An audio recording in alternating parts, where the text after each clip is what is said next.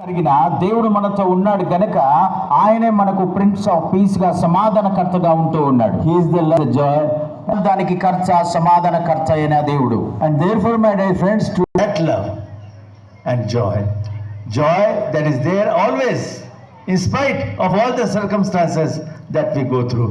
It recounts, it goes beyond our circumstances and gives us the joy that comes from within, because that is here Jesus Christ has changed our heart.